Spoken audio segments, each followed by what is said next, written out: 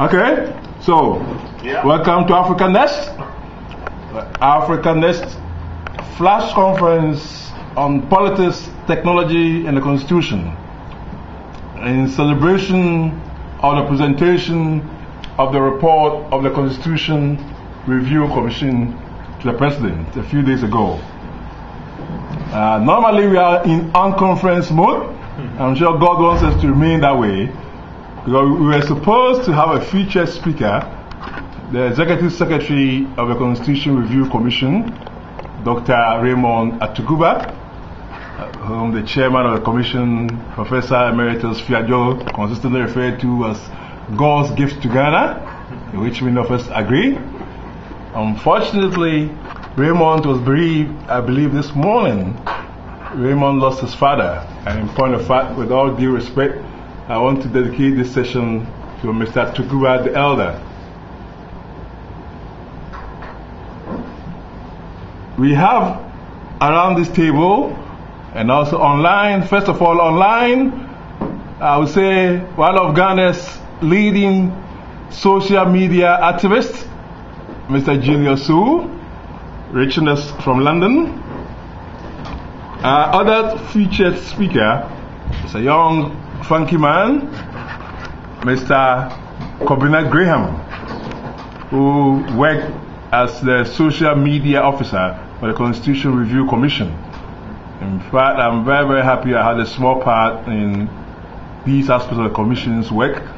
And in fact, as far as I know, and I'm very sure I'm right, the Commission is the first public agency to have appointed a social media officer.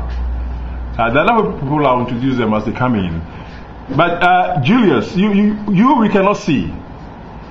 What do you think about the process, the Constitution Review process? Well, as you know, Amos, we all had a discussion earlier. I was quite impressed by the decision making in regards to reaching out to, again, we had a contention about who the stakeholders were, but I was quite impressed by the fact that so much work went into trying to reach as many people as possible. Over 80,000 submissions. Yes, whether or not these submissions were from all walks of life, or the demography of all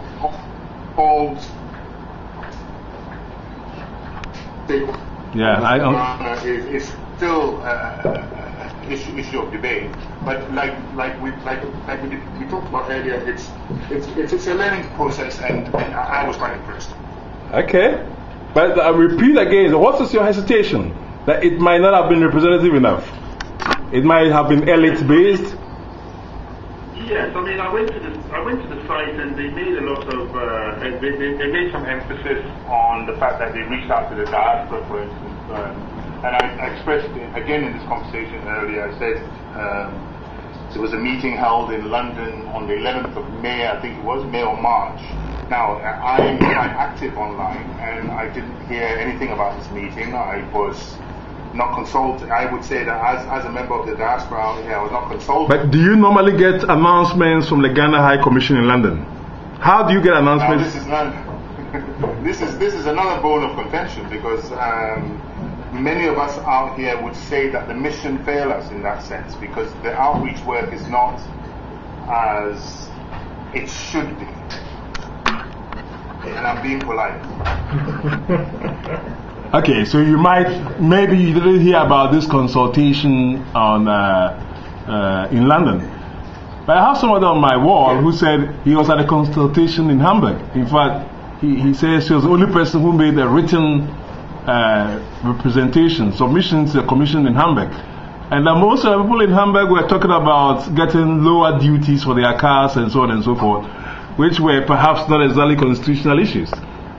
So maybe it's not just a matter of the authorities, it's a matter of people like you.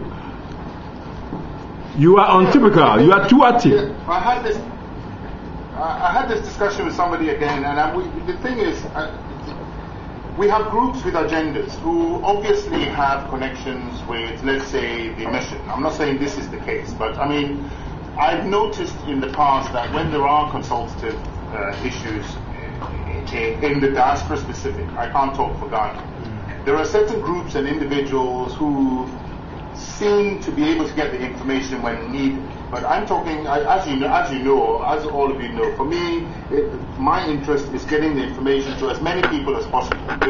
If the stakeholder is to become the stakeholder, then there should be as many as possible. And it should reach into the grassroots stakeholder. In other words, the man on the street. Not just the people who hold the specific agendas and the doors are open for them to go to these meetings when the rest of us don't even hear about them.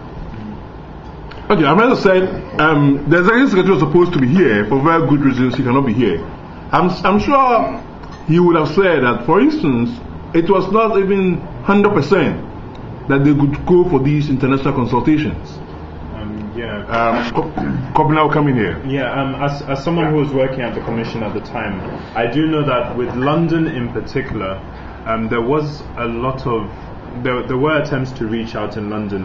We did put stuff out on Facebook, on Twitter, and then what we did was we did go through the High Commission, but then we also had there was one person at the Commission at the time who I think she was based in London, and so she tapped into other networks. So let's say I don't know if they were grassroots networks, but I do know that a lot of, for example,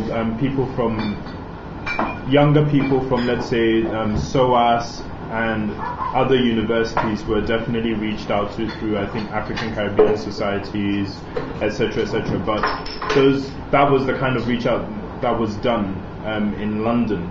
And then as far as Ghana goes, I mean, there was a very, very broad attempt.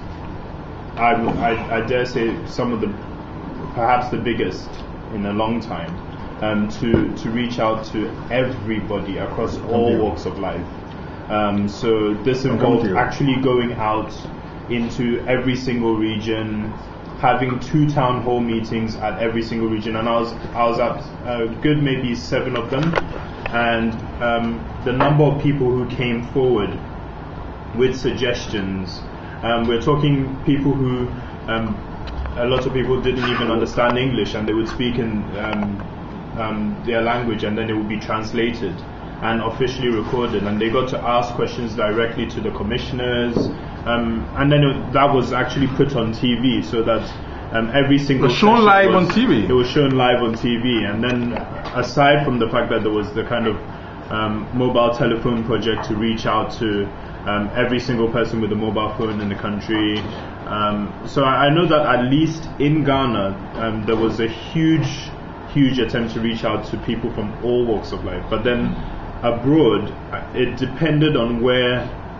you were. Some places were better organized than others, and part of that is definitely down to the embassies. So I think there are definitely some lessons to learn in terms of reaching out in the diaspora. Well, I'm going to go to somebody who's had lots of experience organizing the Easterns. In point of fact, he's going to feature on the next AfricaNext side breaker, Mr. Kofi Tsikata, more or less our host here, is a senior communications specialist with the World Bank. Now, Kofi, you've organized lots and lots of dialogues, outrages, and so on and so forth. What do you say to this accusation that the process might not have been participatory enough? That it was even elitist. Elitist, yes. No, I mean, far from that. I mean, if you look at the caliber of people who were on the commission, with people like Raymond concerned, we couldn't have had such a situation. One of the things that we did, for example, the discussion on the economics aspect of it, the directive principles of state policy, was done live on Joy FM. Joy FM did a live program that reached far, and it took feedback that, and they got responses from that, and that's something that I was personally involved in. They brought in people from the NDPC, the National Development Planning Commission, and they had a program, and I was there myself and even contributed to the program. So, to be honest with you, and as a communications person, if you took old media, new media, social media, and all of these and brought them together, I think they covered all grounds. They covered all grounds as much as possible, and they reached out everywhere they went. They had, feedback from people in rural areas. I mean, they've been to rural areas. They've got people from rural areas represented. Yeah, at the district level, and even lower, community levels, and as I said, live on radio. So I mean, that problem was dealt with properly. That I can say.